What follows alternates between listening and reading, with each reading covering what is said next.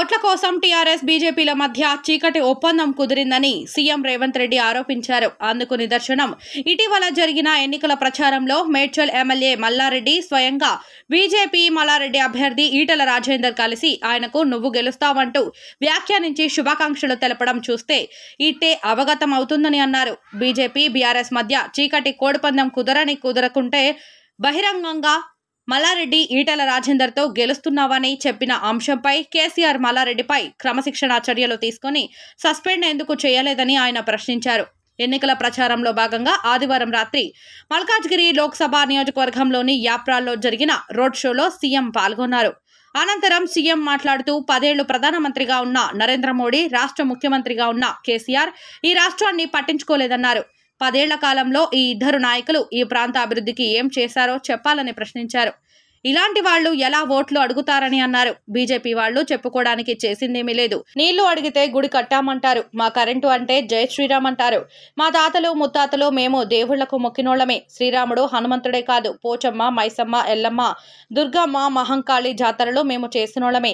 బోనాల పండుగలు, బతుకమ్మలు ఆడినోళ్లమే. మీరొచ్చి మాకు చెప్పుడు ఏమిటో అర్థం కాని ప్రశ్న అన్నారు. దేవుడి పేరు చెప్పి రాజకీయాలు చేసే బీజేపీని ప్రజలు ఇంకా నమ్మే పరిస్థితి లేదన్నారు. కేసీఆర్ వ్యవహారం చూసినాం.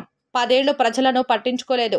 పేద ప్రజల చెమట అంటే ఈసడించుకునే కేసీఆర్ దిమ్మ తిరిగి ఈ రోజు ఊళ్లు పట్టుకొని తిరుగుతున్నాడు. కాళ్లు పైకి చేతులు కిందకు పెట్టి తిరిగినా ప్రజలు నిన్ను నమ్మరు. డిసెంబర్ 3న కారును షెడ్డుకు పంపించారు. షెడ్డుకు పోయిన కారు తుప్పు పట్టింది. తుప్పు పట్టిన కారు ఇక రాదు. ఇప్పటికే తుప్పు పట్టిన కారును కొంటామంటూ ఇనుప సామానోళ్లు గద్వాల్ ఫామ్ హౌస్ చుట్టూ తిరుగుతున్నారని ఎద్దేవా చేశారు. కేసీఆర్ బస్ ఎక్కి తీర్థయాత్రలు పోయిండు. అక్కడ నుంచి అటే ఆయన శంకర్గిరి, మాన్యాలకు పోవడం ఖాయమన్నారు. 2018 ఎన్నికల్లో కొడంగల్ శాసనసభ నియోజకవర్గంలో కేసీఆర్ కుట్ర చేసి నన్ను అక్రమంగా అరెస్టు చేసి కొడంగల్ ఎమ్మెల్యేగా ఓడిస్తే 3 నెలలు తిరగక ముందే పార్లమెంట్ ఎన్నికల్లో నన్ను కాంగ్రెస్ పార్టీ మల్కాజ్గిరి నుంచి బరిలోకి దింపితే నన్ను మీ భుజాలపై మోసి గెలిపించి ఢిల్లీకి పంపారు. 35 లక్షల ఓట్లుండే, 3000 పోలింగ్ బూతులు ఉండే ధైర్యం చేసి మీ దగ్గరకు వచ్చి నిలబడ్డా. మీ రక్తాన్ని చెమటగా ఓర్చి మీ భుజాలపై మోసి నన్ను పార్లమెంటుకు పంపారు. మీరు ఇచ్చిన మద్దతు బలంతో ఒక్కరోజు సెలవు తీసుకోకుండా ఢిల్లీ నుంచి గల్లీ వరకు సమస్యలపై కొట్లాడి వాటి పరిష్కారానికి కృషి చేశాం. సోనియమ్మ ఆశీర్వాదంతో టీపీసీసీ అధ్యక్షునిగా వచ్చి ఆమె స్ఫూర్తితోనే నవంబర్లో బీఆర్ఎస్ను ఓడించాం. కేసీఆర్ను ఫామ్ హౌస్కు పంపించాం. ఇదే రీతిలో ఈసారి కాంగ్రెస్ పార్టీకి ఓటు వేసి మల్కాజ్గిరి లోక్సభ నుంచి సునీత మహేందర్ రెడ్డిని గెలిపించాలని కోరారు. ఈ రోడ్డు షోలో మల్కాజ్గిరి లోక్సభ అభ్యర్థి సునీత మహేందర్ రెడ్డి, అభ్యర్థి సునీత మహేందర్ రెడ్డి నాయకులు మైనంపల్లి హనుమంతరావు తదితరులు పాల్గొన్నారు.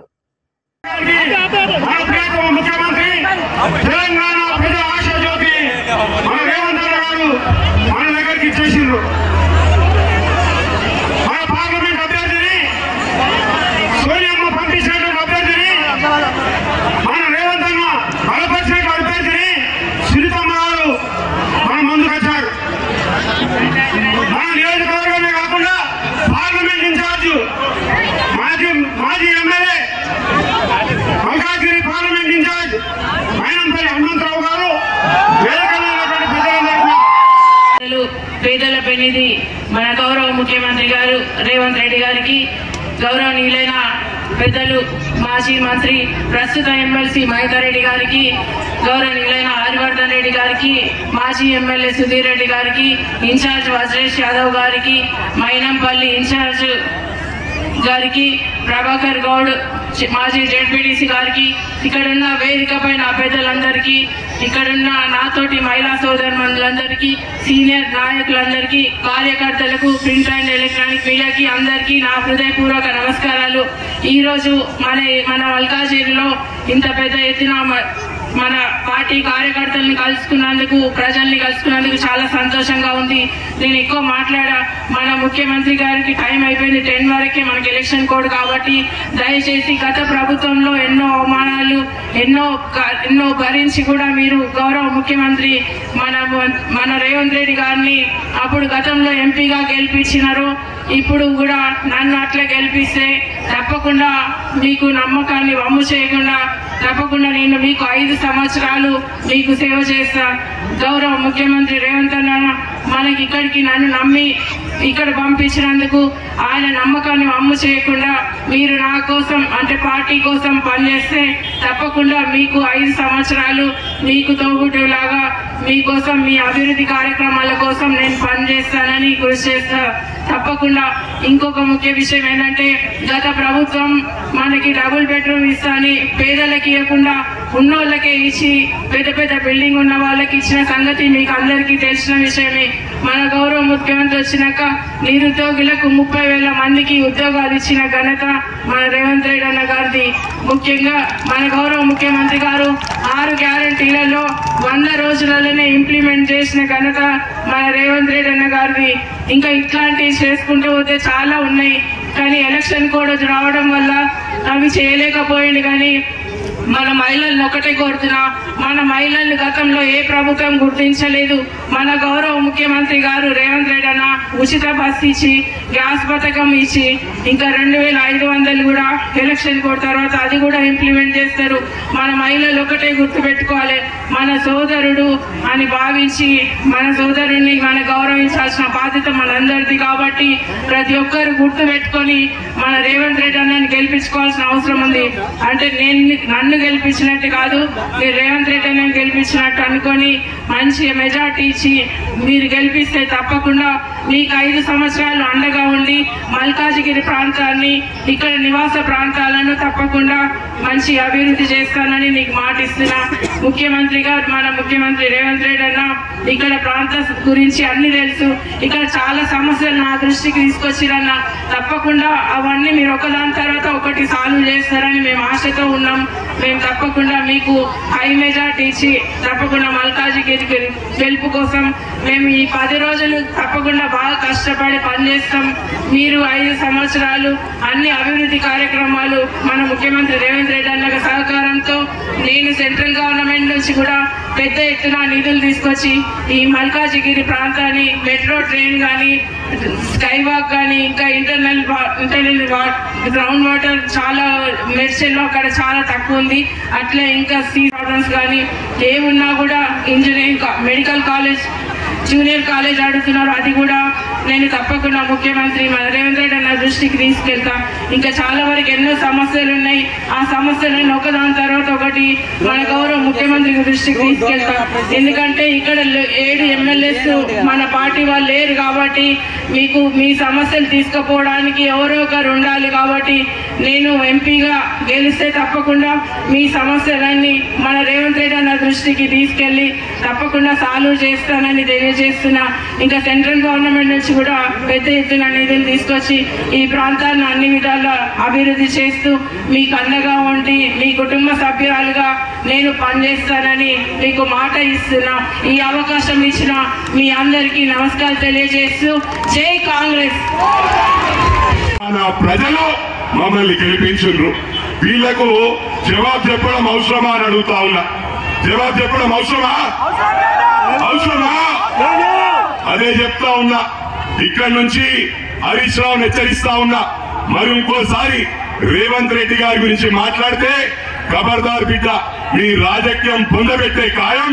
ఎట్టి పరిస్థితుల్లో వదిలిపెట్టం. మాట్లాడాలంటే చాలా ఉంది, ఎందుకంటే నేను ఎప్పుడు వస్తూనే ఉంటా. కౌకూర్ ఇక్కడ ఒక సెంటిమెంట్ మా జిత్తన్న చెప్పిండు, ఇది సన్న గల్లి అయినా చిన్న గల్లి కౌకూర్ అయినా ఈశాన్యంలో ఉంది. సెంటిమెంట్ అన్నా ఇక్కడ పెట్టినట్టయితే మన పార్లమెంట్ కు ఢిల్లీకి పంపించడం ఖాయమని అందుకు ఇక్కడ పెట్టినా మా రేవంత్ అన్న మాట్లాడతాడు. నేను మళ్ళీ మాట్లాడతా. ఒకటి మీకు విజ్ఞప్తి చేస్తా ఉన్నా, మా మహిళా సోదరి మణి ఉమ్మడి జిల్లాలో 2 సార్లు జిల్లా పరిషత్ చైర్మన్ గా చేసింది. మన రంగారెడ్డి బిడ్డ, మన బిడ్డ, ఇది గమనించాలా. 3వసారి ఇప్పుడు కూడా వికారాబాద్ జిల్లా పరిషత్ చైర్మన్ ఉంది. మరి ప్రభాకర్ గౌడ్కే వందలాది కోట్లు షామీర్పేట్ ఇచ్చిన ఘనత కూడా అక్కకు దక్కింది. అంటే ఒక్క మండలానికే 100 కోట్లు ఇచ్చిందంటే అన్ని మండలాలకు ఎన్ని 100 కోట్లు ఇచ్చిందో మీరు గమనించాలా. మహేందర్ రెడ్డి అన్న 5 సార్లు ఎమ్మెల్యే, 2 సార్లు ఎమ్మెల్సీ, 2 సార్లు మంత్రి, మళ్ళీ ఇప్పుడు చీఫ్ విప్. ఇక్కడ బ్రహ్మాండమైన టీం ఉంది.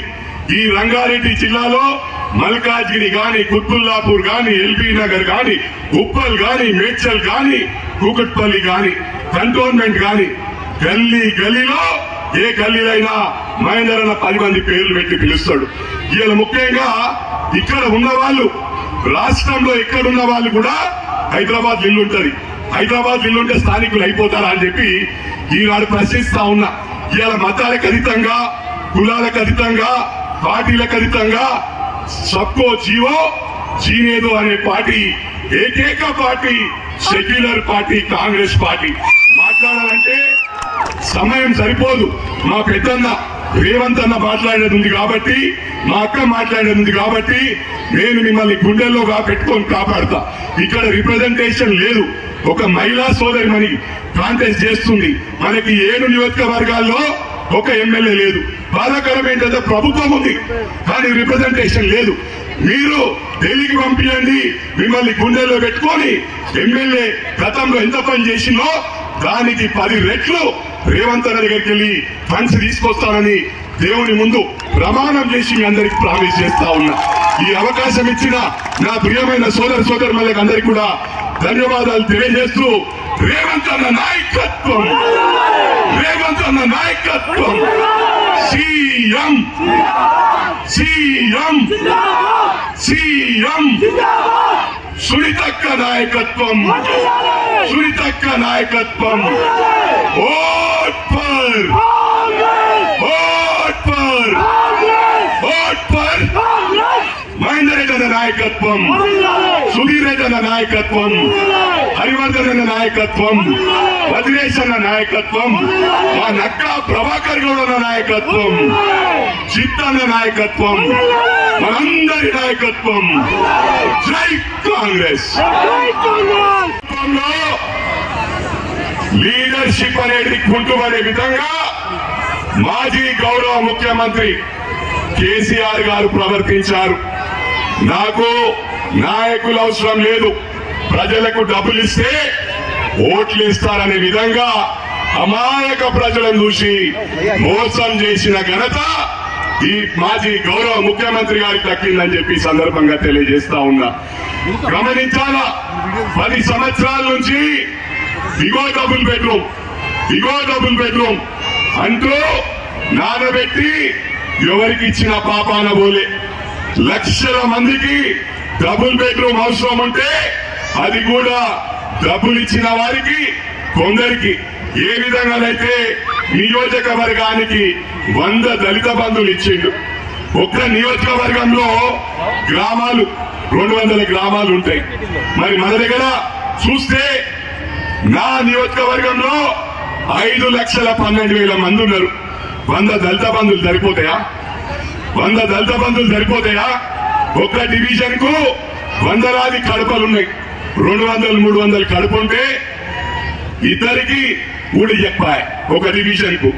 ఈ విధంగా అయితే మీరందరూ కూడా ఆలోచించాలా. దళిత బంధు ఇచ్చినాము, ఈ బంధు ఇచ్చినాము, మైనారిటీ బంధు ఇచ్చినాము, బీసీ బంధు ఇచ్చినాము, చెప్పుకోవటానికి తప్ప ఇంకొకటి కాదు.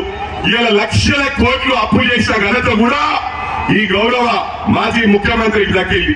మరి అదే కాకుండా వక్ఫ్ బోర్డు భూములు స్వాహా చేసిన ఘనత కూడా వారికే దక్కింది. అసైన్మెంట్ భూమిలో బెనామీ పేర్ల మీద పాస్బుక్ ఇప్పించిండ్రు. ఇవన్నీ ఎన్నికల ముందు నేను ఎన్నో సార్లు ప్రస్తావించిన, ఒక్కసారి కూడా జవాబిచ్చిన పాపాన బోలే. మా అన్న రేవంత్ అన్న ఈ 10 సంవత్సరాల్లో ఎన్ని ఇబ్బందులు పాలైందో మనం అందరం గమనించినాం. ఈ వాస్తవమా కాదా? జైలుకు పంపించిండ్రు. కూతురు పెళ్లి కూడా ప్రశాంతంగా చేసుకోకుండా చేసిన ఘనత కూడా మాజీ ముఖ్యమంత్రికి కేసీఆర్ గారికి దక్కిందని చెప్పి సందర్భంగా తెలియజేస్తా ఉన్నా. ఎన్నో ఇబ్బందులు పడి ఈ రాష్ట్రాన్ని తెచ్చిన ఘనత కూడా మా రేవంత్ అన్నకి దక్కింది. ఒకటి గమనించాలా, మనం ఎన్ని రోజులైంది వచ్చి 4 నెలలు అయితలే.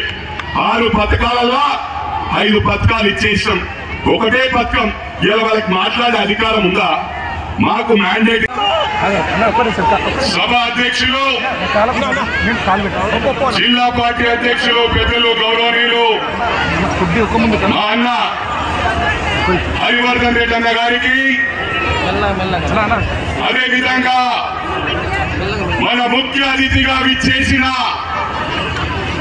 Dynamic, dashing, daring, unique personality all in the world మన గౌరవ ముఖ్యమంత్రి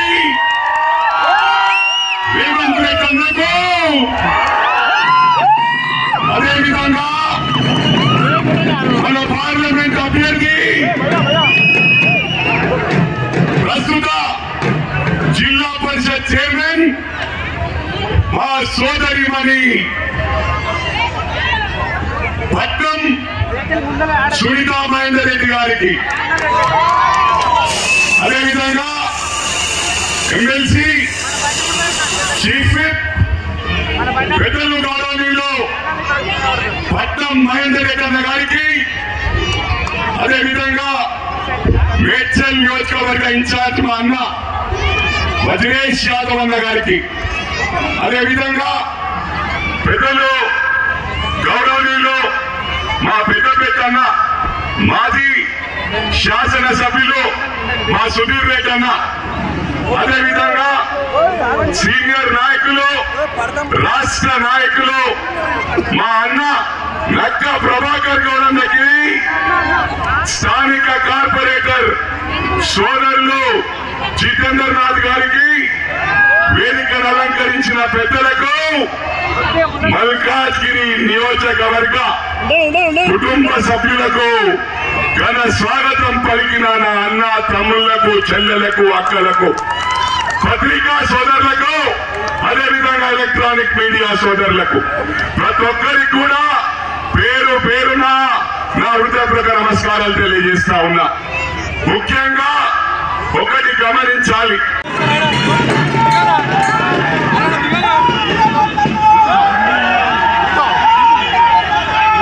శ్రీమతి సోనియా గాంధీ,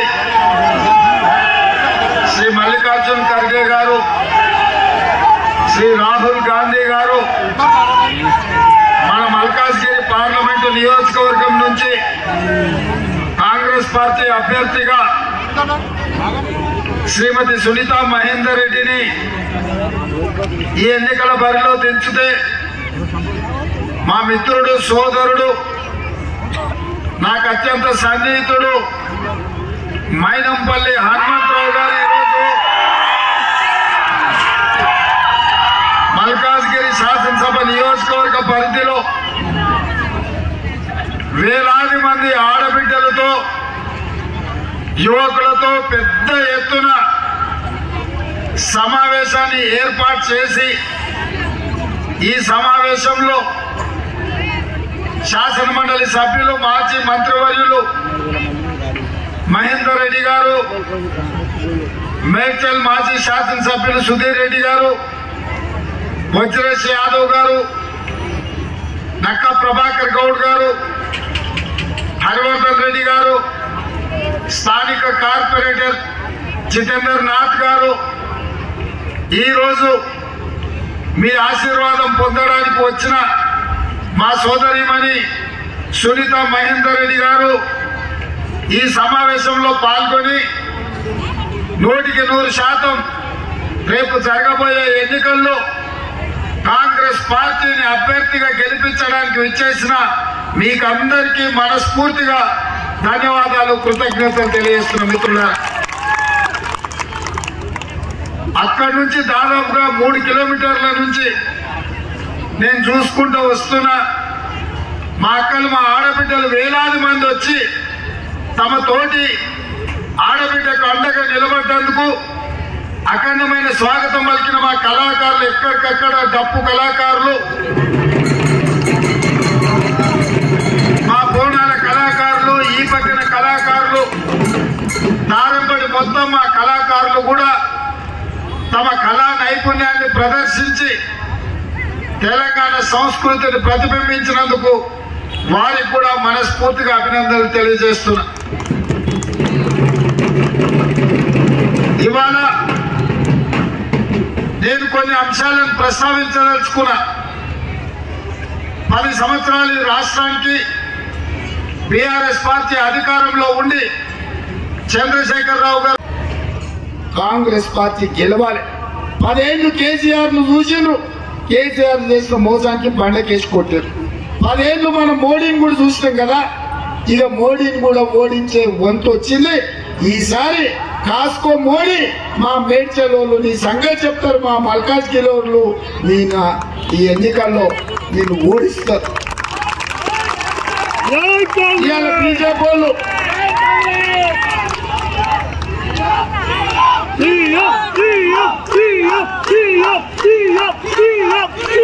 బీజేపీ వాళ్ళు చూస్తే బీజేపీ వాళ్ళ మాటలు చూస్తే పొంకనాల పోసిగానికంట 3 ఎట్లంట 36 దొడ్లంట. ఏం చేసిరా మీరు, మా పేదోళ్ళకి ఇల్లు కట్టించిరా అంటే జై శ్రీరామ్ అంటాడు. అయ్యా మా ఊరికి రోడ్ ఎందుకు వేయలేదంటే మేము అయోధ్యలో రామ మందిరం కట్టించినామంటారు. అయ్యా మా పిల్లలకు ఉద్యోగాలు ఇవ్వలేదు ఎందుకు అంటే హనుమాన్ జయంతి మేము గొప్పగా చేసినామంటారు. నేను అడగదలుచుకున్న బీజేపీ వాళ్ళు, అయ్యా శ్రీరామనవమి, హనుమాన్ జయంతి, దసరా, దీపావళి, సంక్రాంతి, ఉగాది పండుగలు మీరు ఉట్టకముందు, మీ తాతలు ఉట్టకముందు మా తాతలు ముత్తాతలు చేసిన పండుగలు మీరు మాకు నేర్పాలా? శ్రీరామనవమి మా తాతలు మా ముత్తాతలు చేయలేదా? హనుమాన్ జయంతి మేము చేయలేదా? ఇదే కాదు ఇంకా కొన్ని పండుగలు నేను గుర్తు చేస్తా.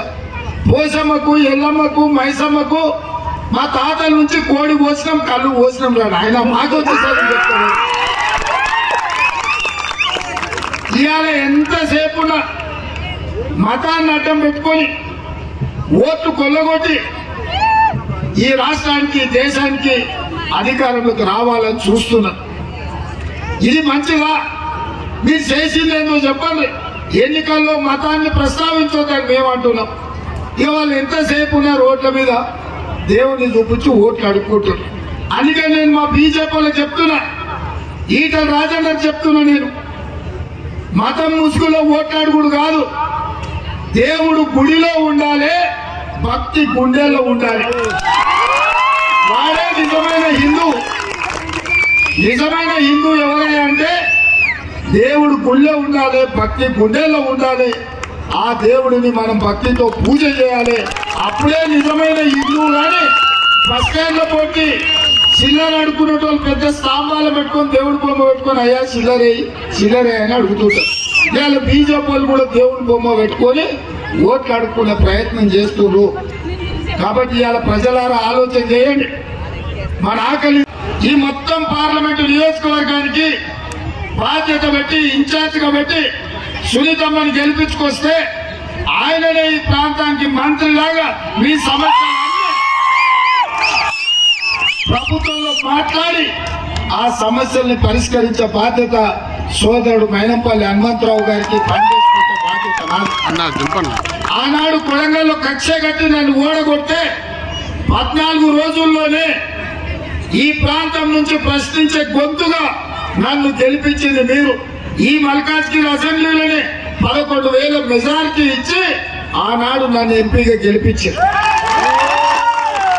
మీరు అండగా నిలబడి నన్ను గెలిపించారు కాబట్టి, నన్ను ఎంపీగా గల్లీ నుంచి ఢిల్లీకి పంపించారు కాబట్టి కాంగ్రెస్ పార్టీ పిసిసి అధ్యక్షుని చేసింది. ఆ బాధ్యతతోని రాష్ట్రం మొత్తం తిరిగి ఇవాళ కాంగ్రెస్ పార్టీని అధికారంలోకి తెచ్చి నేను ముఖ్యమంత్రి అయినా, ఈ రాష్ట్రానికి నేను ముఖ్యమంత్రి అయినా అంటే అందులో మీ భాగస్వామ్యం ఉంది, మీ ఆశీర్వాదం ఉంది. మరి ఇవాళ నాకు ప్రభుత్వం ఉంది, మీకు మంచి చేయాలన్న ఆలోచన ఉంది. కానీ దురదృష్టవశాత్తు మన మైనంపల్లి గారు ఇక్కడ ఎమ్మెల్యే గెలవలే.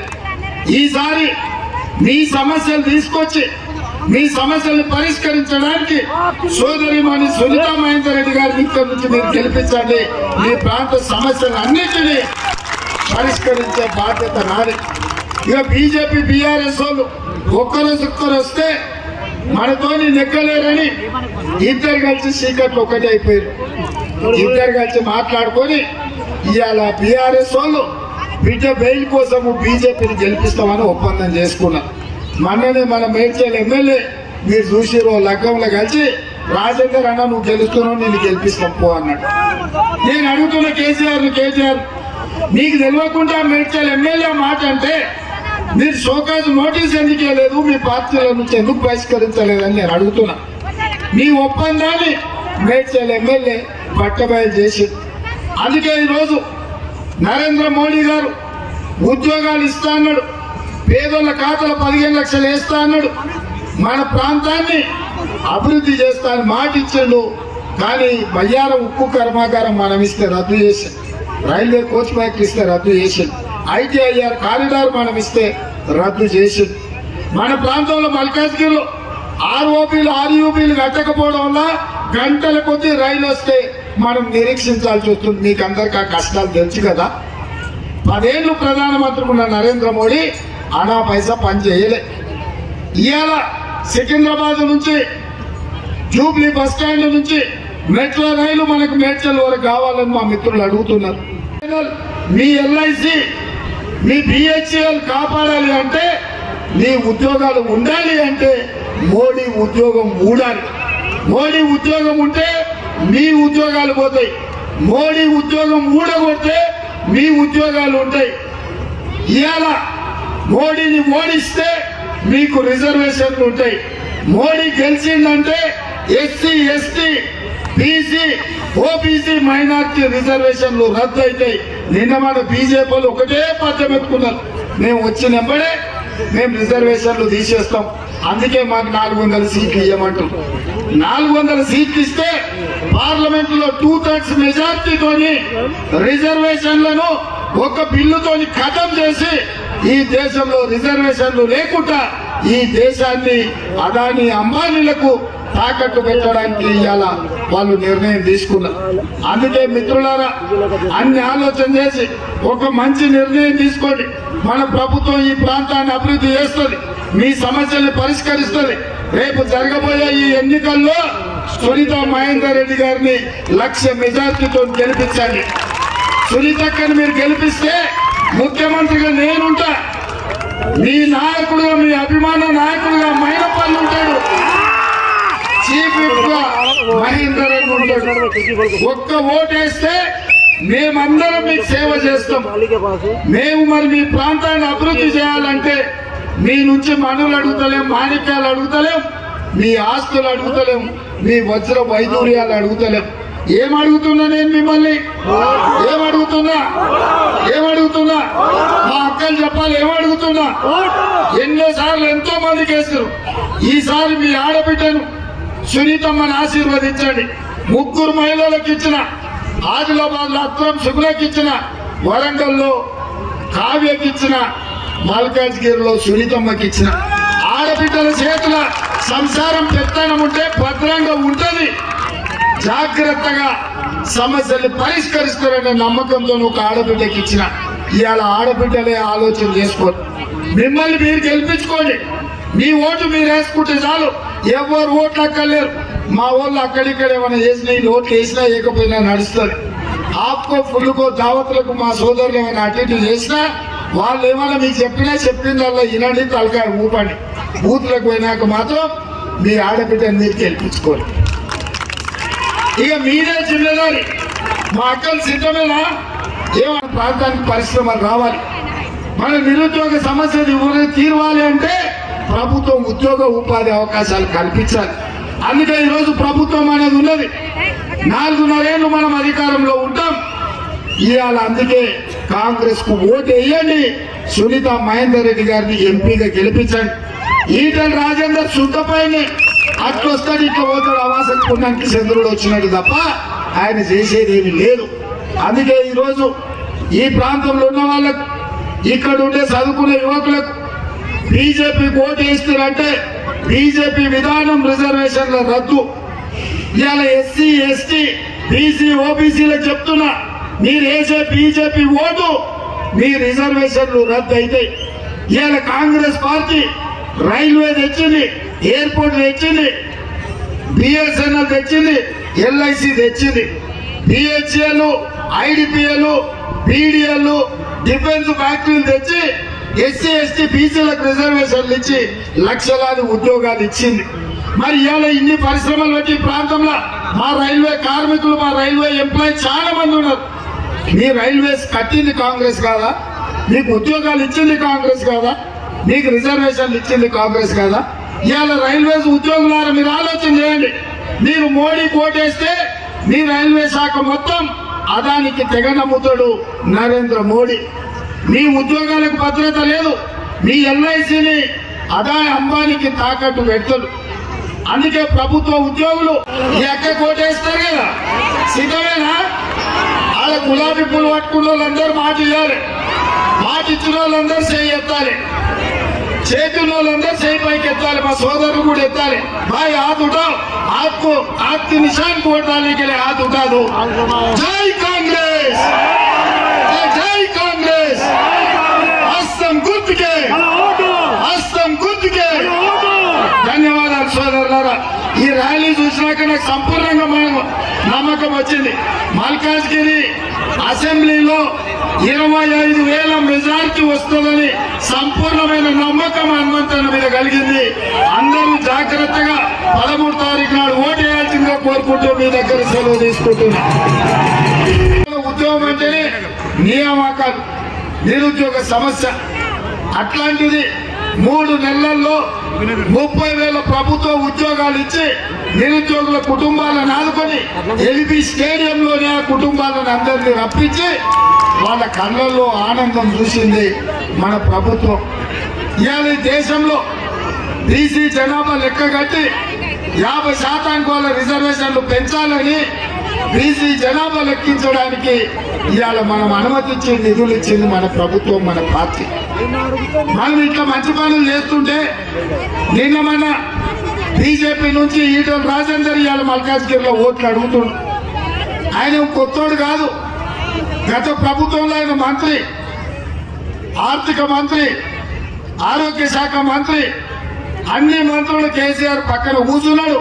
కేసీఆర్ తో పాటు తెలంగాణలో జరిగిన అన్ని దుర్మార్గాలకు ఈటల రాజేందర్ కూడా కారణం కాదా? ఈయనకు పంపకాలలో తేడా వచ్చి వాళ్ళు పంచాయతీ పెట్టుకుంటే ఈయన బయటికి పంపిస్తే బయటికి వచ్చాడు. బీజేపీలో పోయిండు, హుజూరాబాద్ లో ఎమ్మెల్యే అయ్యిండు.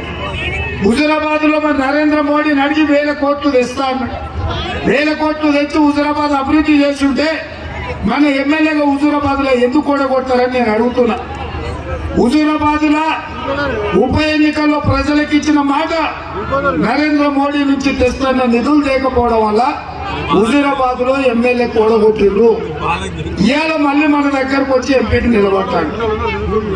ఈ ప్రాంతంలో ఇల్లు కట్టుకున్నాడు, ఇక్కడనే ఉంటున్నాడు. ఎన్నడైనా మన మల్కాజ్గిరి పేదల దగ్గరకు వచ్చిందా?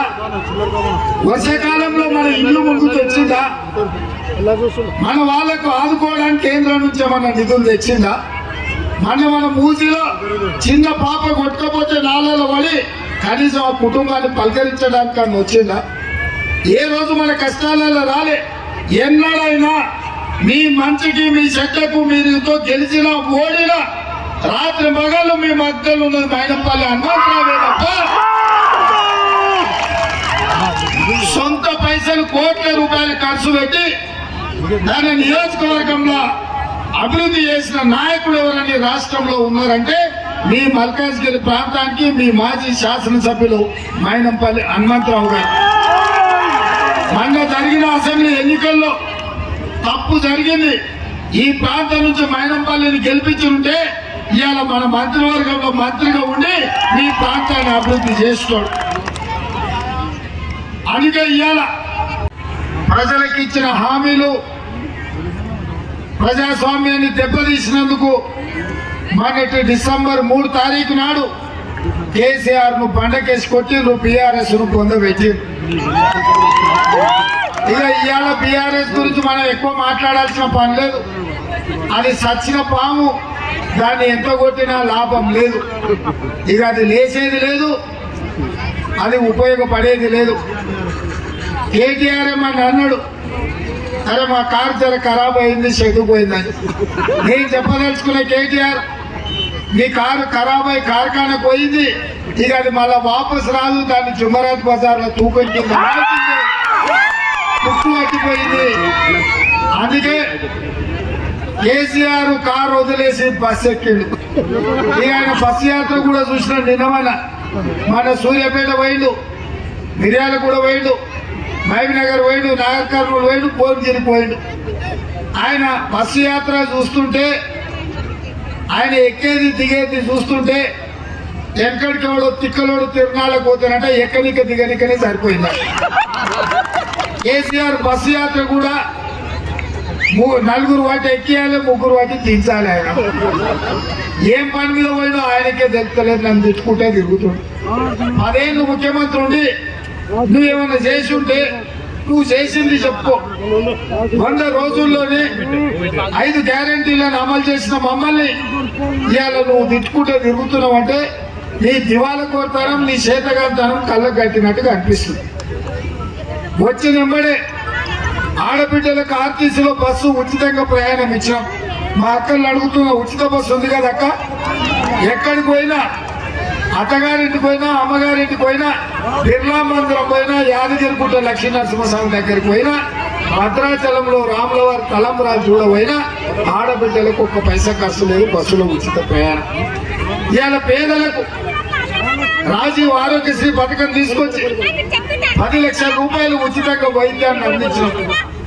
ఇదే కాదు, కష్టపడ్డ పైసలన్నీ సిలిండర్ పేరు మీద దోసుకుంటుంటే 1200 రూపాయలు పెట్టి సిలిండర్ కొనలేక కట్టెలపై కష్టాలు మళ్ళీ వచ్చేటట్టుంటే ఆడబిడ్డల కష్టాలు తీరువానికే 500 రూపాయలకే ఇవాళ ఆడబిడ్డలకు సిలిండర్ ఇచ్చి 40 లక్షల కుటుంబాలని రాష్ట్రంలో 100 రోజుల్లోనే ఆదుకున్న చరిత్ర మన కాంగ్రెస్ ప్రభుత్వాన్ని.